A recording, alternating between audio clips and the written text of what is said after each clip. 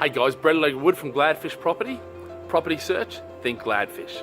Okay, so in this thing, what I want to really talk you through was not give you any specifics about how I'm actually going about the overcoming the accountancy thing, but just give you some food for thought, because there's a lot of stuff out right now saying, oh, it's terrible, it's going to be the end of, 39% of people are going to sell up, and all this doom and gloom. And for me, personally, I think it's absolute rubbish, okay?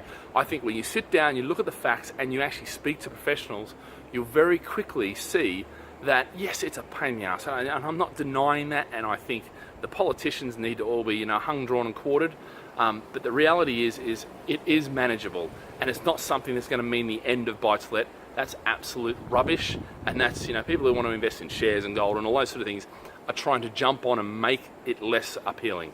It's not, okay? So what are we looking at? And this is what I'd say to you if you've got a good accountant. If you haven't got a good accountant, get one or call the team and we can actually refer you to one, okay? Professionals who know what they're doing, and that's really the key here, okay? So what I tend to find is if you've got buying a new property, it's looking more like you're going to buy it in a company and get a mortgage in the company. A lot of the new mortgage packages are for companies, okay? That's all fine. It's an existing structure, okay? So for a large part, that's not going to change too much, all right? Yes, interest rates are a little bit high, but you know what? They're going to go that way anyway because of the mortgage market review and the changes that caused. The other side is the existing stuff, because the last thing you want to do is go, oh, I need to put my stuff into a company, all right? Because if you put it into a company, you've potentially got capital gains tax, you've potentially got income tax, you've potentially got all these different sort of things, stamp duty that you need to pay to move it across. Now, I'm not saying you do, because it depends on structures and a whole range of different things. Speak to a professional.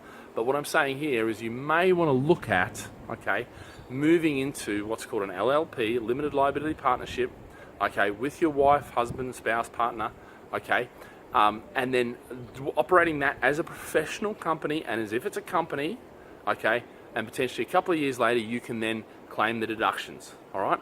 So there's actually a lot there. So speak to your accountant about that.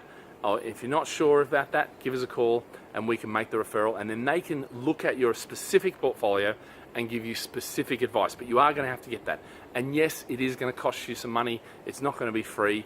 You are going to have to restructure. You're going to have to pay some, fees for, setting up the structures and all this sort of stuff. But it's worth it. It's going to save you a lot of money on paying this ridiculous tax that the government has come up with. And it's also going to save you a lot of money on moving across into a company and potentially paying capital gains, stamp duty, etc., etc., etc. So that's just a taster, guys. Have a great day. Live with passion.